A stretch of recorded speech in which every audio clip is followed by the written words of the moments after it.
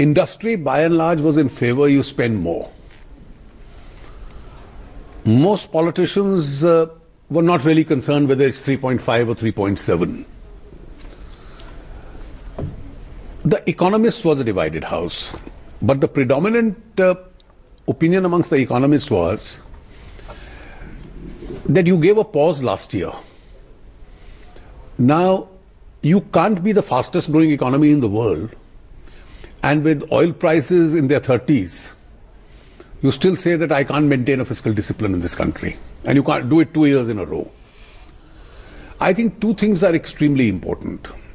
The first is not that you maintain fiscal deficit, it's the quality of fiscal deficit. The UPA also maintained a certain figure for several years, but they did it with huge cuts. There are only two ways you can maintain fiscal deficit. Either you earn more or you spend less. They maintained it by spending less. When you spend less, you compromise on growth.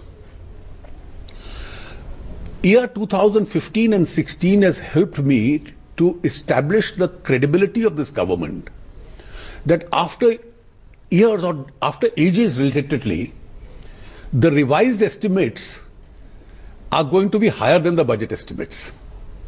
So we have spent more, we have earned more, we have maintained this fiscal deficit of 3.9, therefore the quality of fiscal deficit is very high. It's not achieved by spending less, and that's why it's contributing to some growth.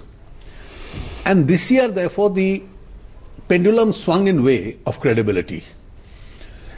And having got the benefit of low oil prices and various factors, when we totaled up, with some difficulty we realized we could make it. And we haven't compromised on expenditure. I keep my fingers crossed by the end of the year we are able to reach that. But while I was discussing with people, some very eminent people whose wisdom I respect, came out with a suggestion that does India need a single point fiscal deficit, or could it be a range? Could we have said it's between 3.4 and 3.6? So you have some flexibility, you don't cut down on pro-poor schemes, etc. I thought it was a point worth consideration. So whereas for this year I will stick to 3.5, for the future we'll have the wisdom of some expert opinion that could it be a narrow range? Because today it's no longer alarming fiscal deficit. You're not 5 point something. You are 3 point something, moving towards 3 and maybe lower. And therefore we can have the luxury of that range or not. I won't decide. I'll first take expert opinion, who look at models internationally, and then come back to it. Mr. Minister, this year's nominal growth, your budget projects at 8.6%, the current year. And for the next year, your nominal growth projection is 11%. And this year, your revenue growth has been around 17%, whereas you are projecting next year a revenue growth of only 11%. And I'm also drawing your attention to the fact that on the services tax revenue front, you're only showing a growth rate of 1%. So can you just take us into this entire revenue growth numbers? Are these slightly on the lower side? You have been conservative and very modest? I'd rather be conservative and improve. For example, I may end the current year, despite stressed private sector balance sheets, with a higher revenue. Now, current year is an exception. I'm conscious of that. Because if the prices fall to about $30, $32 of oil, then obviously I was able to pass part of the burden to the consumer, and part of the burden I took as cess, etc., which I was able to spend on infrastructure. And therefore the additional revenue measures, so if the growth is about 13% plus minus, the rest came by way of additional revenue measures. And those additional revenue measures help us. Maybe that luxury is not available in the next year, because you don't expect how much will the oil prices go down. It's a matter of speculation, but you have to have some fair assessment on that. And therefore you assume you collect as much as you did in this year, plus a little more. I think as far as the next year is concerned, one of the reasons which on nominal growth has been of concern, is that for 15 months WPI has been in the negative. And therefore when you average it with CPI, that's the formulation the economists follow, even though your growth may be 7.5%, your nominal growth with 7.5%, which used to be during UPA 12 and 14%, turns out to be 8.6 because the inflation index is very low. So it will all depend on what the inflation index is, and therefore you've taken a moderate 11% growth rate as far as revenue is concerned. If we are able to collect more, then of course we'll be able to reach the target very comfortably. Arunji, one of the central themes seemingly from outside seems to be that there's a budget for Bharat. Whether you look at your expenditure, you have given a huge thrust to rural distress, agri. Even the taxation side too, you have leaned heavily on the rich. So is it a right surmise to make? You see, first of all, let's come to the taxes. Collecting an additional 19,000 or so in a budget of 20 lakhs means it's a 1%. What are the items and who are the people we are taxing? You are taxing products which are environmentally harmful. The largest contribution comes from coal. Secondly, you are taxing products which relate to health. And thirdly, you are taxing essentially the rich. In fact, to the weaker sections and to the middle class, in many aspects of this budget give a huge relief. I can subsequently explain it in detail. Now, where do you spend this money? You see, our services are doing reasonably well. The stress is really agrarian. Now, the UPA used to spend 8 to 9,000 on rural roads. This year, you are going to spend 27,000 crores. 3 times the amount. So you spend on roads, you spend on irrigation, you spend on electrification, you spend on education in the rural areas. Manrega will be the highest ever expenditure this year because there is a stress in the rural areas, so you put more money into the rural areas. 15,000 crores, the interest subvention will be the highest this year. You will have a crop insurance scheme. So a lot of these schemes then converge into much greater expenditure in the rural areas because that's where you need money, that's where you need jobs, that's where you need to improve rural incomes. That's the most vulnerable part of your economy. So why not help that sector? You see, whether it's political considerations or economic considerations, both converge in that direction, that you must help that segment of the economy. And that's where we weighed in favor of. अर्थव्यवस्था के सामने बहुत सारी चुनौतियां हैं और आपका ये बजट इससे बहुत आशाएं थी सब एक्सपर्ट्स को, तो आपके हिसाब से ये बजट उन सारी चुनौतियों को उसको मीट कर पाएगा? देखिए, ये निर्णय तो अन्य लोग लेंगे, मैं नहीं ले सकता, लेकिन हमने जो अर्थव्यवस्था का विश्लेषण किया है उस विश्लेषण के अनुकूल जहां जहां पैसा खर्च करना चाहिए था और जो जो नीतियां अपनाई जा सकती थी हमने की हैं। हमने ग्रामीण क्षेत्रों में किया, हमने रूरल इंफ्रास्ट्रक्चर में किया। अब 3 सोशल सेक्टर स्कीम्स, पहले तो हम इंश्योरेंस, बीमा, पेंशन, फाइनेंशियल इंक्लूजन ये सब लाए थे। इस बार हमने क्या किया कि हर बीपीएल परिवार के घर तक गैस का चूल्हा पहुंचे। वो क्यों मिट्टी के चूल्हे में से कुकिंग करें, स्वास्थ्य के ऊपर भी असर पड़ता है। तो टारगेटेड सब्सिडी है गरीब को, उसका एलपीजी की तरह अमीर फायदा उठाएंगे वो नहीं है। दूसरा, हमने स्वास्थ्य के लिए, बीपीएल के लिए एक हेल्थ स्कीम जिसकी डिटेल्स वर्कआउट हो रही हैं। पिछले साल सरकारी खजाने में जितना अनक्लेम्ड पैसा था, मैंने कानून बनाकर उसको जब्त कर लिया था। उस पैसे के प्रीमियम से वृद्ध आयु के लोगों को जो बीपीएल के हैं एक्स्ट्रा 30,000 का स्वास्थ्य मिलेगा और गरीब को, बीपीएल को 1 लाख, तो यानी बुजुर्ग लोगों होंगे 1,30,000 तक जाएगा। उसके अलावा हमने क्रॉप इंश्योरेंस, ये तीनों टारगेटेड सब्सिडी है कमजोर वर्ग के लिए, क्योंकि सब्सिडी जब अमीर के पास जाती है, और इस बार के इकोनॉमिक सर्वे में एक अध्याय है कि अमीर को क्यों दी जाए, ये तीनों टारगेटेड है, तो हम उस दिशा में ले गए। अगर आप देखें कि मैं उसको सबसे महत्वपूर्ण निर्णय इस बजट का मानता हूं। जो कानून मैंने कहा है, मैं 1-2 दिन में उसको इंट्रोड्यूस कर रहा हूं, वो तैयार है, मैंने नोटिस भी दे दिया है कि वो आधार यूनिक आइडेंटिटी से उसका संबंध नहीं है जो प्रीवियसली इशू सुप्रीम कोर्ट में पेंडिंग है, उस सब से वो अलग है।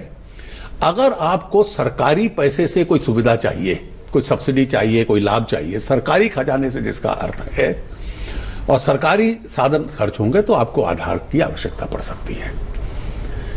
उससे अनफेयर यूटिलाइजेशन ऑफ सब्सिडीज समाप्त होगी, टारगेटेड भी होंगी, गरीब तक पहुंचेंगी और उससे बचत भी होगी। उस बचत का प्रयोग आप सोशल सेक्टर में करिए, आप इंफ्रास्ट्रक्चर में कीजिए। इस साल बजट में मैंने ग्रामीण क्षेत्रों में अगर खर्चा बढ़ाया है तो इंफ्रास्ट्रक्चर में भी बढ़ाया है।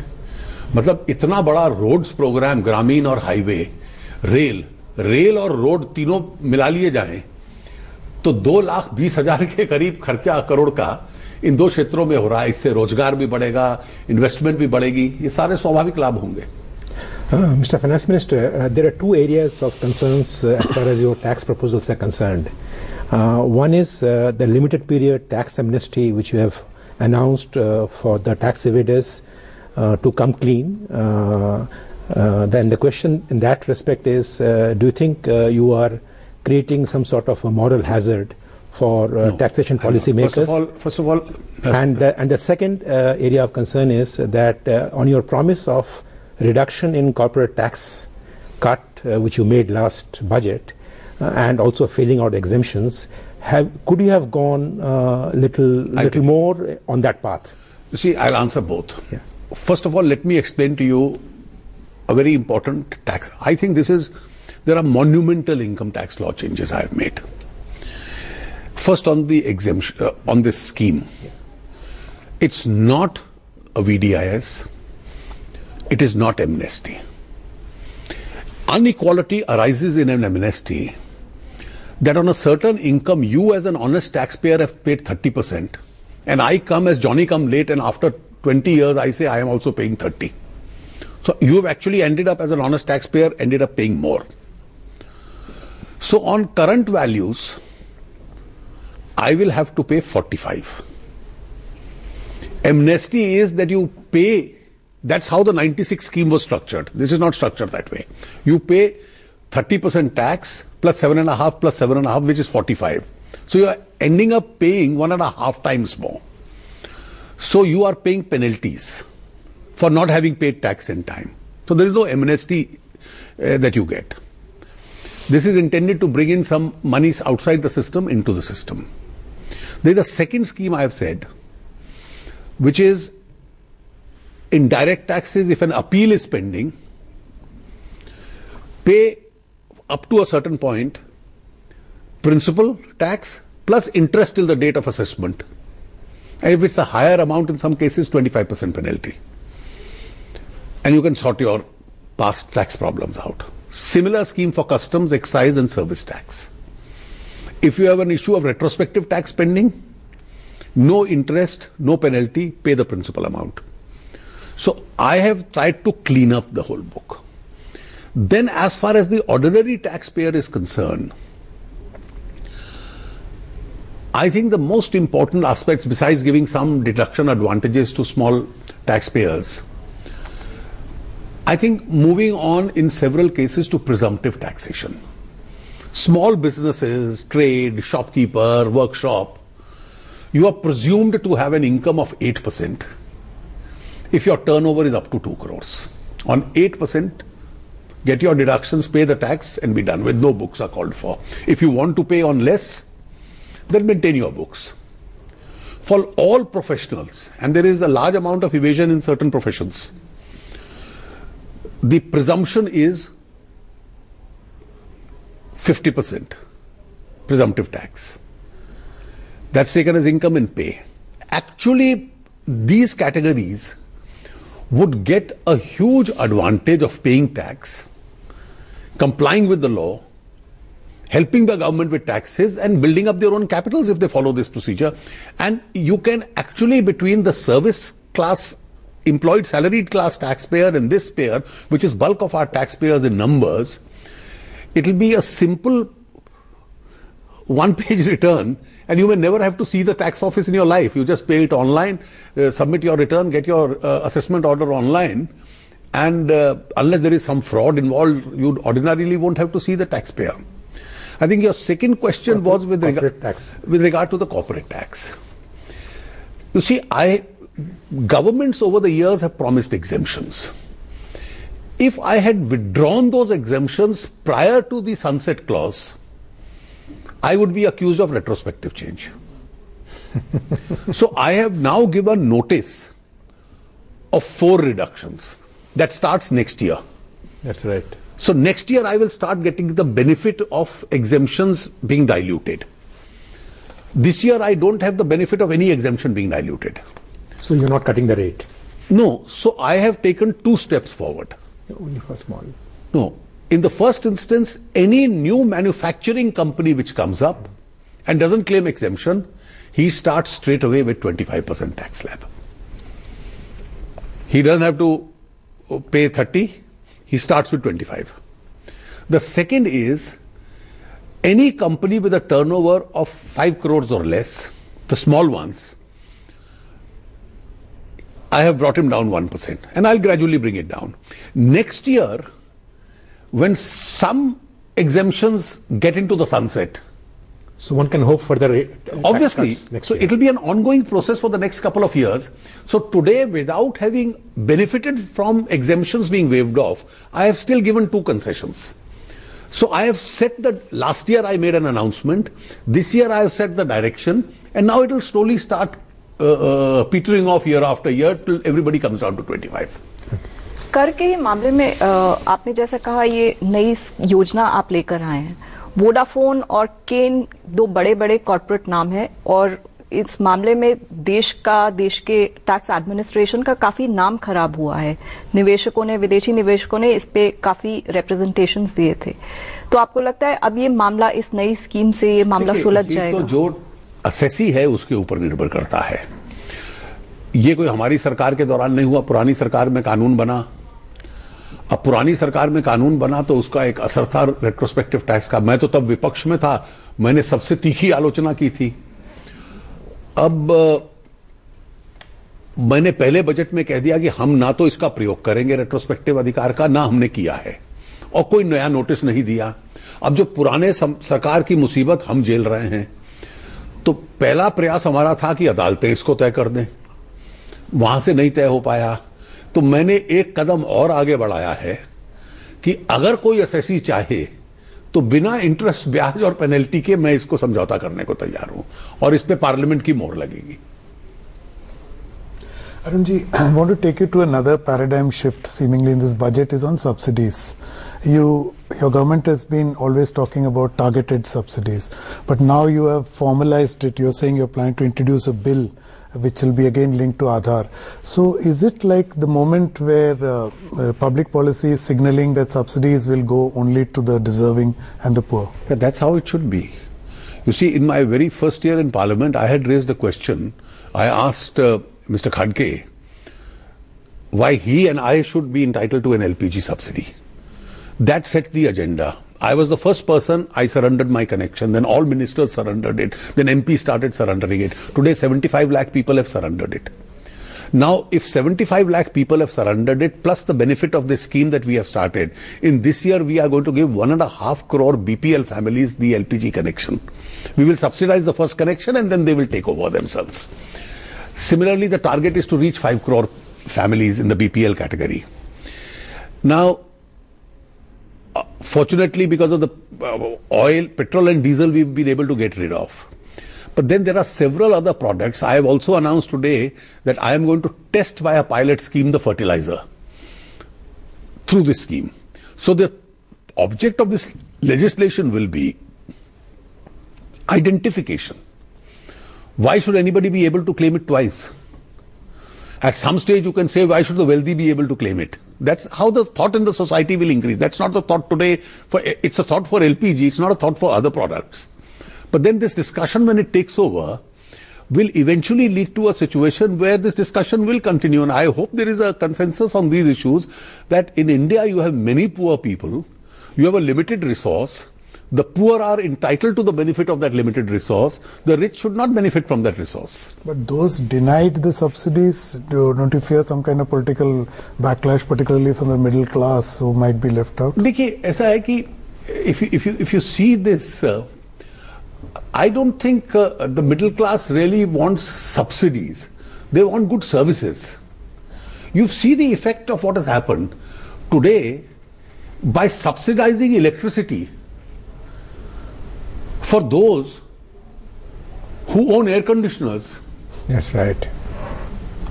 Should those who own air conditioners get subsidized electricity? Then who pays?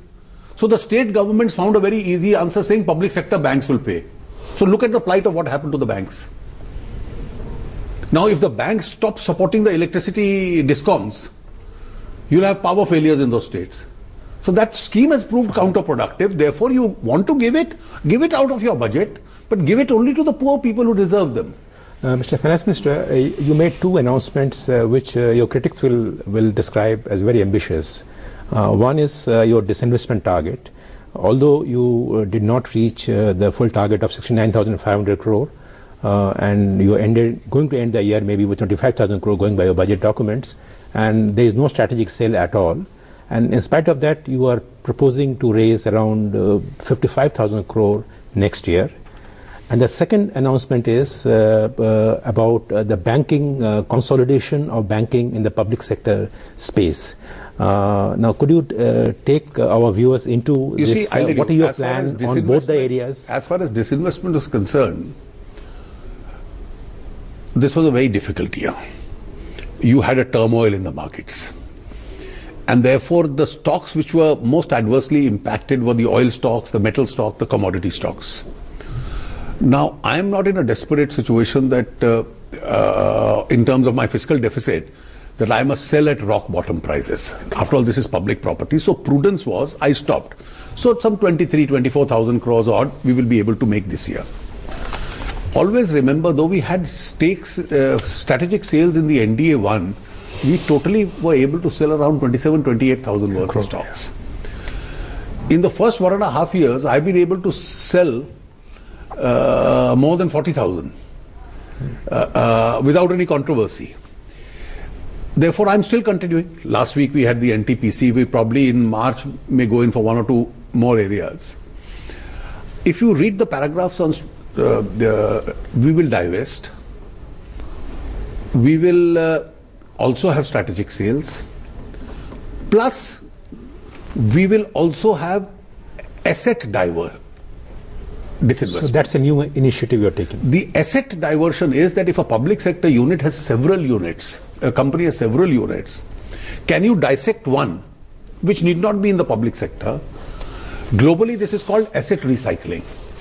So if a power company divests 2 of its plants, and from the money it gets, the company gets the money, these plants go into private sector, and the money that the company gets, in some more deserving areas, it sets up 2 more plants.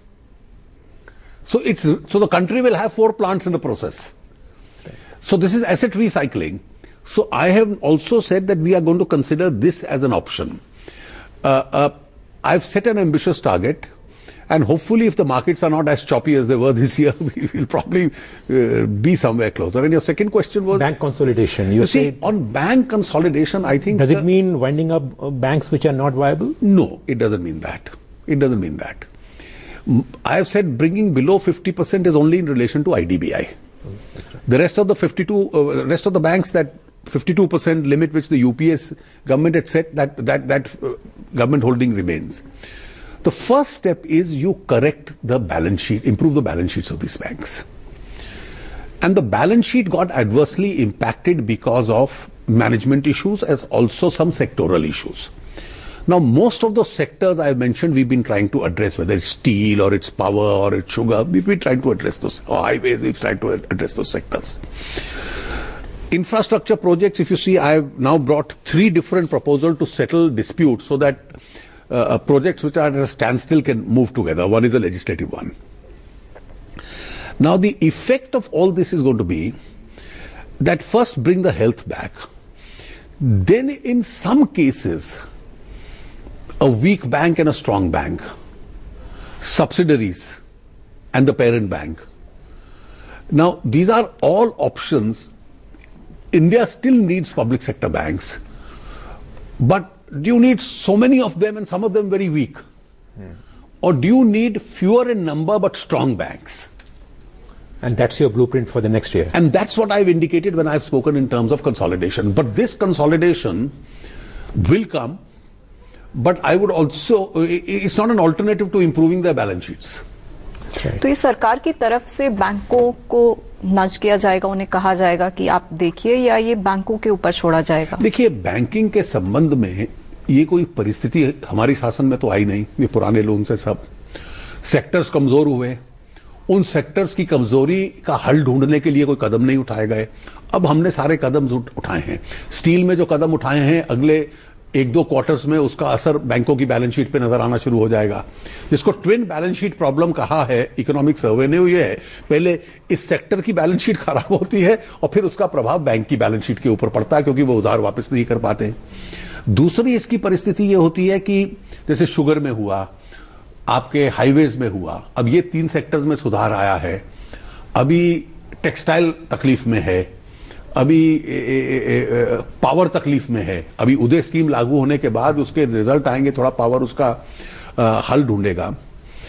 तो banks की परिस्थिति सुधरे, पर banks का प्रशासन भी सुधरे, और इसलिए कल हमने गठित कर दिया है बैंकिंग बोर्ड ब्यूरो। अब बोर्ड्स पे कैसी नियुक्तियां होंगी, बैंक्स के चेयरमैन और मैनेजिंग डायरेक्टर्स किस प्रकार के होंगे, उन पे निगरानी कितनी होगी। और मुझे लगता है कि कई बार बैंकों को ये अधिकार मिले कि बैंक्स सरकारी तंत्र पे जो कानून लागू हैं उससे हटकर भी बैंकिंग कंसिडरेशंस पे अपना निर्णय कर पाएं। वो स्वायत्तता भी बैंक्स को चाहिए। आज पब्लिक सेक्टर बैंक्स के जो अधिकारी हैं, अगर मान लीजिए उसको कहीं से 5,000 करोड़ दिया हुआ है और आज 4,500 करोड़ में सेटलमेंट होता है, तो कोई भी निजी व्यवसाय कर लेगा। पब्लिक सेक्टर बैंक वाला डरता है कि मुझ पे सीबीआई ना पहुंच जाए, और इस परिस्थिति में उसके लिए बैंक चलाना बहुत कठिन है। Arun ji, there's another element of your budget was last year you accepted the 14th Finance Commission and basically declared a federal budget. This year you seem to have taken it to another level. You have allocated, I think, 3 trillion rupees to panchayats. So no, this was the money allocated by the 14th Finance Commission itself. Okay, so and it's therefore, not this is I have just said that 14th Finance Commission has given so much to panchayat, so much to municipalities, and therefore, along with my speech this year, one need not read all the budget document. So, grants to ministries, important decisions which I didn't want to read as a part of a long speech, plus grant on various schemes and allocation to states. I have given charts. So, if you read those charts, the states, if you take the panchayat money, if you take the municipality money, if you take the grants, if you take the tax devolution, the states have never had it so good ever. But one related question to that is, while states do get so much of funds, very often we have seen several states struggling with capacities to spend it, because conventionally they have been used to the center. There are 2 features. All states, or most states, let me be politically correct and say it, most states take this advantage, and it's become a fashion to still complain. I haven't got enough. So when you show them the account that this is what you've got, but I've got more in this head but not in this head. So then you get into this argument. The second is the states are getting this money to share a part of into the poverty alleviation schemes. They are getting this money for infrastructure. They are not getting in this money to just give electorally linked largesse. If any state did that, they'll be not utilizing, putting this to optimum use. After all, states have a shared sovereignty in governing this country, and therefore they'll have to realize their responsibility. But Mr. Finance Minister, this year, current year, if you look at the numbers a little more closely, you notice an interesting trend where the transfer to states from the central revenues has actually gone down by 4% compared to what you had projected at the time of you presented. If you look at the quantums, If you look at the... What could be the reason that... No, I'll tell you. And if you take it together along with your new cesses that have been introduced, states I think may have you've answered the question. Yeah. You see, numerically the states have got much more. In percentage it may make a little difference because states don't get a part of the cess. And of course, one of the reasons, because if you go and look at the cess for irrigation and others, these are items center has to spend. Now, center has a curious responsibility. One, it has to fund the states. Two, it has to spend more. Three, it has to maintain fiscal deficit. Now, it can't manufacture money. Therefore, center has also to devise various methodologies of getting this resource. So, numerically, the states have got much more. Percentage can vary because of the cess issue. Okay. आपने कृषि क्षेत्र के लिए एक नई योजना आपने budget में अनाउंस की है जो कि सिंचाई से है और एक फंड नाबार्ड में इसके लिए बनाया जाएगा। ये कैसे ऑपरेट करेगा? ऐसा है कि कृषि टेक्निकली तो राज्यों का विषय आता है, लेकिन केंद्र अपनी जिम्मेवारी से हट नहीं सकता और इसलिए कृषि एक ऐसा क्षेत्र है, आप इंफ्रास्ट्रक्चर में खर्चोगे तो कोई वहां शहर बसना है या उद्योग लगना है उसमें भी 4, 6, 8 साल लग जाएंगे। लेकिन कृषि सिंचाई एक ऐसी चीज है जहां एक प्रकार से तुरंत लाभ मिलता है। आपने इस साल सिंचाई में पानी पैदा वहां पहुंचाया तो अगले साल की फसल के ऊपर उसका असर पड़ जाएगा।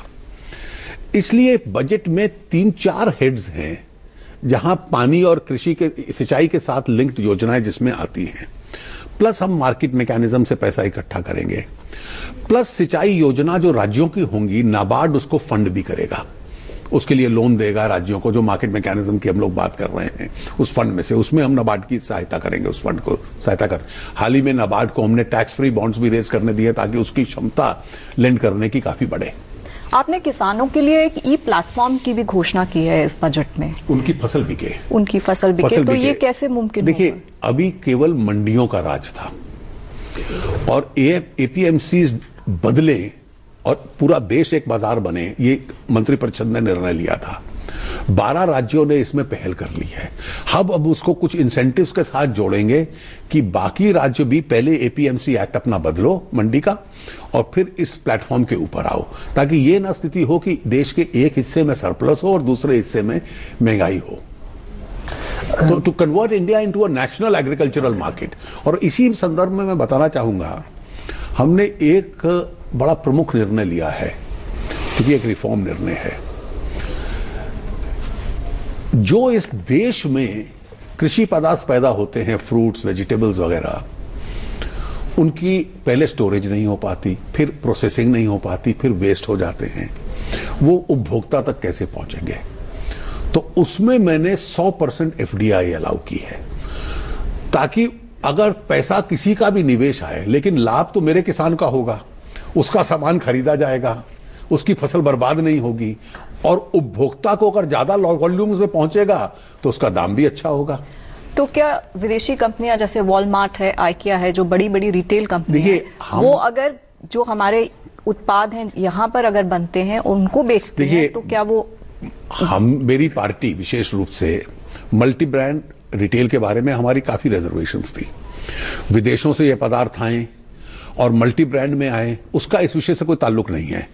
ये केवल इससे ताल्लुक है कि कोई भी कंपनी होगी अगर भारत के किसान से सामान खरीदेगी और उसको प्रोसेस करेगी और भारत के बाजार में या दुनिया के बाजार में बेचेगी तो मुझे कोई एतराज नहीं है, क्योंकि हमारा एग्रीकल्चरल वेस्ट रुक रहा है, हमारे किसान को पैसा पहुंच रहा है। सर, सोशल मीडिया पर भी ये कार्यक्रम और इसके लिए बहुत सारे सवाल आ रहे हैं आपसे पूछने के लिए। आपने विदेश नीति में भी बहुत बदलाव किए हैं, उनकी कुछ घोषणाएं की हैं, उसके बारे में लोग जानना चाहते हैं कि उससे कितना फायदा होगा और क्या उसका प्रारूप होगा। बजट के साथ आप देखिए तो पूरा एक मैंने डॉक्यूमेंट अनेक्स किया है कि जो एफडीआई पॉलिसी में स्टॉक एक्सचेंजेस में एक इन्वेस्टमेंट लिमिट बढ़ाया है, एसेट रिकंस्ट्रक्शन कंपनीज जो कि बैंक्स के जो खराब एसेट्स हैं उनको टेक ओवर करेंगी, उनको रिकंस्ट्रक्ट करके फिर बेचेंगी। अगर इसमें विदेशी पैसा भी आता है और वो एसेट्स बच जाते हैं तो उसका बैंक को और हमारे उद्योग को, हमारे रोजगार को लाभ पहुंचेगा। उसी प्रकार से मैंने फूड प्रोसेसिंग और डोमेस्टिक एग्रीकल्चरल प्रोड्यूस के संबंध में इसको डाला है। मुझे लगता है कि इस प्रकार के कई निर्णय हैं जो मैंने उसके साथ अटैच किए हैं। Mr. Jaitley, you have devoted a separate section for job creation in your budget. Is it right to assume that your strategy seems to be to incentivize private sector to recruit more? It is. B, to foster the startup industry, self-employment? One is that you generally depend on economic growth. The second is that you tell the private sector, well, all right, I will pay a part of the initial, for 3 years, I'll pay the EPF contribution of 8.33. I'll give you a 80 JJA advantage for small employees who get up to this much salary. And there's a third very interesting initiative that I have taken. Now, you have structured retail shopping in India. So malls are open till midnight and all 7 days a week. But the shopkeepers under the local regulations will close at 7 o'clock and only 6 days a week. So he must give his labor 1 day off. He must give his labor limited working hours, but give him the facility of opening all 7 days that he wants. Right. This itself can create 10-12% more jobs in the retail sector. That's right. Therefore, we have almost completed drafting a model legislation which we are going to request the states to adopt. And therefore, you have to unleash your resources by creating more jobs. Mr. Finance Minister, on the subsidies front, the international crude oil prices have come down by 70% in the last 1 year. You have rolled out direct benefit transfer scheme very effectively across the country. One had expected that your subsidies bill would come down this year, but they have not.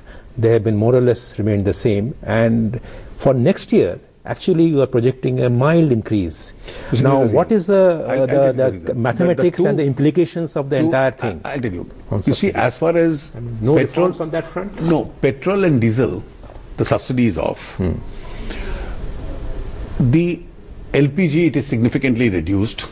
A, because of direct benefit. Yeah. Now, there are 3 big subsidies left. The biggest one is food. That's right. And therefore, as the population increases, the way the Food Security Act is being increasingly notified, it's the quantum of subsidy increases. The second is, I think it's closer to 1,40,000 crores or so. The second is going to be fertilizer.